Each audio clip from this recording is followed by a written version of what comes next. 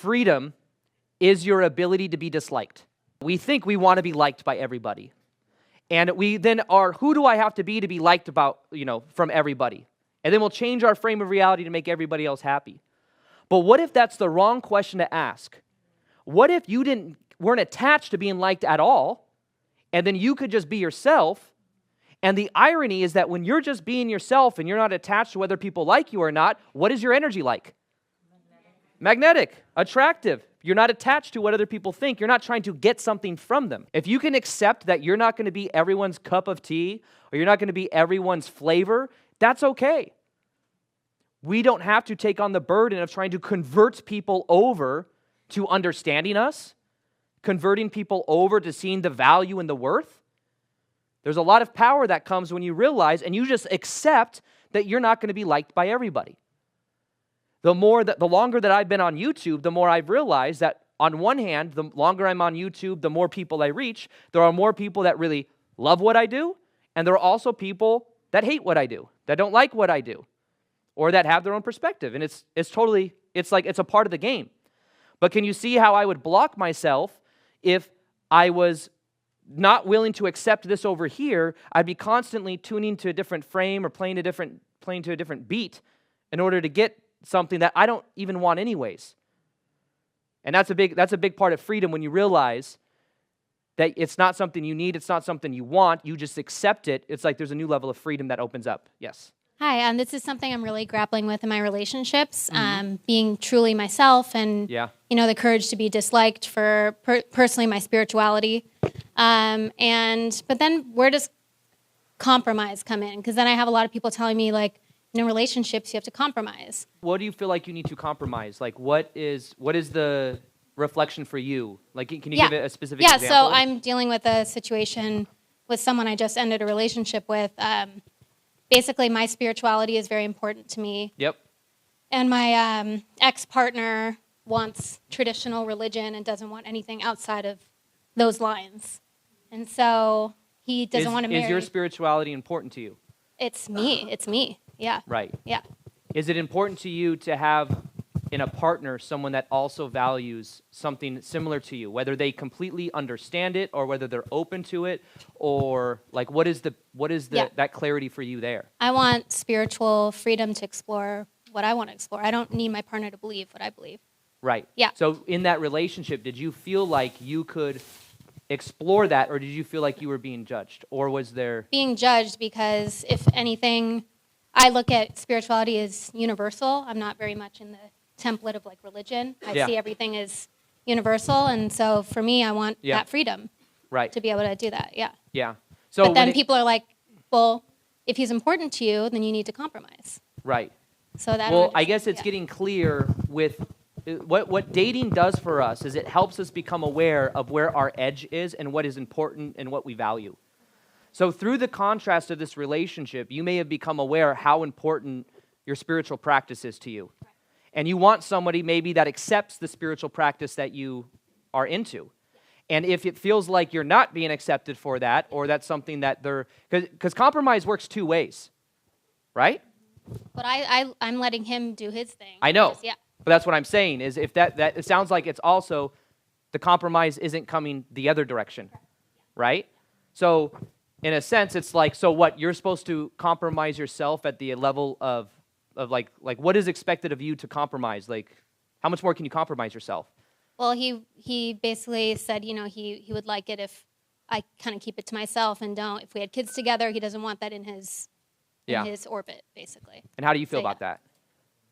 I don't feel good about it. That's why we're not together right now. Yeah, exactly. But I have my friends coming in saying, like, find a middle ground, find a middle way, compromise. With that guy? Yeah. So they're just, all of that is just external stuff. They're trying to... It's all external. Don't do it. Okay. It's all... Okay. All right, come on, everyone.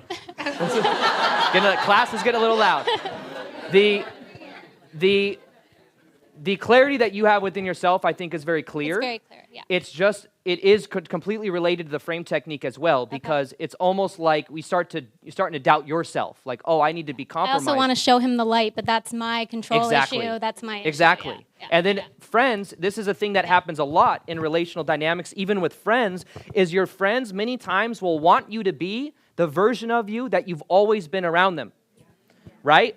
So once you start to evolve to a new level, this doesn't have to be some spiritual hierarchy where it's like, but in general, when you start to become more aware of certain patterns, the version of you that you used to be may not be the version that they're comfortable with. So what happens is now that you are seeing that pattern and breaking out of that pattern, it could be that you break out of that pattern and now they maybe had more access to you, maybe more control of you, maybe you were a certain way that confirmed their reality more, and maybe you also stayed in a limiting pattern that they could empathize with you on, right? Like a lot of time, sometimes it can be friends that maybe aren't in happy relationships that are giving you all this advice, right? A lot of times that's what it is.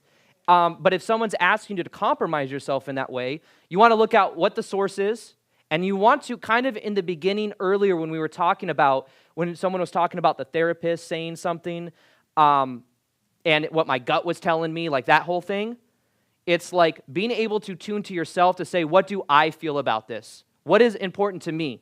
Because ultimately, that's a pretty deep thing when it comes to dating someone else, is what are your values around religion, around spirituality, around kids, around raising kids? It's pretty deep. It's not like, what would compromise? I mean, there could be versions of compromise, I guess, but you seem very clear with what you want. Let's go right over here. We have a gentleman with his hand up. Could you go into the difference between controlling and manifesting? Yeah. So just the general difference between controlling and manifesting. Yeah, because sometimes it feels like manifesting requires a lot of control. Yeah. Which kind of defeats it energetically. Yeah, it's kind of a paradox, isn't it? So on one hand, we have, so I guess the definition of control, like what would you say, how would you describe control? Yeah, I would say forcing something, sometimes obsessing over it as well. Right. About the outcome you want to. And the energy of want or the energy of obsessing over something, that kind of energy, it's almost like the belief is that if I obsess about something and I think about something and I want something, then I'm going to get this thing. Yeah. So isn't it funny that sometimes I think desire is something we use because there's almost a subconscious belief that if I want, I'm going to receive. Yeah. But is it true that if you want something, you are then it then adds to the energy of you getting it? No. Yeah, very often not. It doesn't feel like that. Because the more you want, the more you vibrationally lack. It's a different energy. So the transformation that I found around manifestation in general and this balance of control is shifting more into a level of divine alignment. You focus on what is the energy you want to feel. You can focus on visualizing what you quote unquote want, but it's more of an identity level manifestation where you're putting the awareness inside of your body. And you're feeling it as if it's here now, not because when this thing gets here, then my reality is shift and then I can shift how I feel, but it literally feels good to visualize. So the way that I view manifestation is more along the lines of visualizing what you quote unquote want, using the imagination. We'll talk about like the brain waves and all of that as well, but using your consciousness to feel it as if it's already here now. And what happens is when you feel as if it's already here now, you're more likely to pick up on energy inside of your field that isn't equal to the energy you're admitting. So what a lot of people do, though, is they're waiting for the external to shift to feel happy. They're waiting for the external to shift. And that's where the control happens. The belief is if I control, then the external will shift, then I can feel happy. But in fact, when you go about it a different way, where you focus on priming inside of your consciousness the love, the joy, the peace, whatever it is that you're trying to bring into your life, and you feel it as if it's already here now, you are now priming yourself to pick up on new synchronicities, new opportunities that are in alignment with that. Does that make sense? So it's a belief, it's in the understanding that the attachment to the outcome is not what's going to bring you happiness. That's an interesting thing about synchronicity is it the divine angel number that is giving you that's giving you a sign that you're on the right track?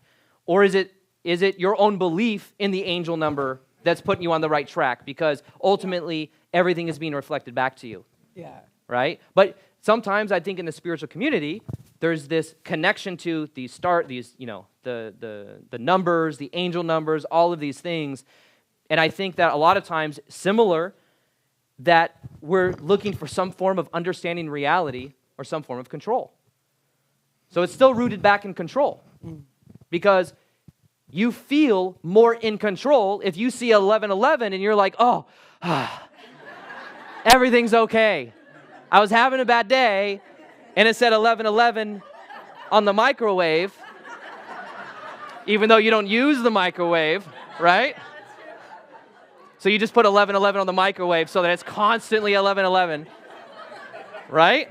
Like, how deep are you going to take? Like, that's the funny thing about manifestation also in general, is that a lot of people that have been through trauma in the past may be into spirituality, and also because that pressure created, like that pressure from back in childhood created that desire to like learn more, but also it created a certain desire to want to, in manifestation, to think, I can visualize what I want, and then I'm going to visualize it, and then I'm going to experience what I want.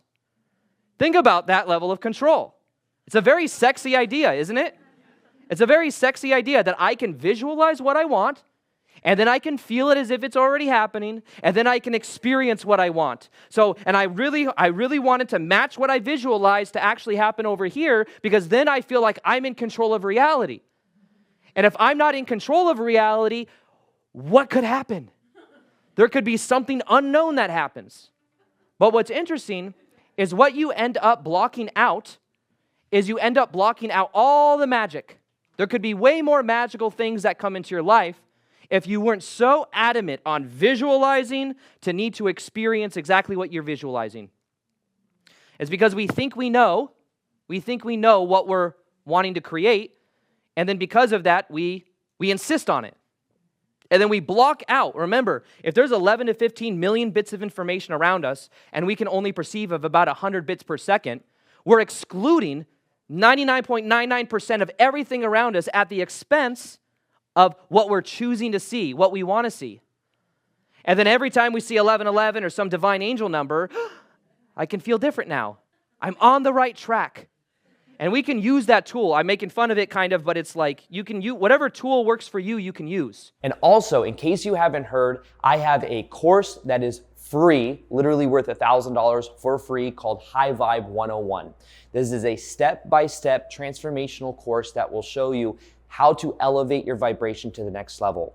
You'll learn how to create identity level transformation, how to feel and heal the energy that's stored inside the body. There's a breathwork ceremony in there that is also free. Everything is free. It's literally a $1,000 course for free that you can get by simply clicking the link below and joining High Vibe Tribe, which is also free. There's over 50,000 people in this High Vibe Tribe, other people that are focused on elevating their vibration to the next level.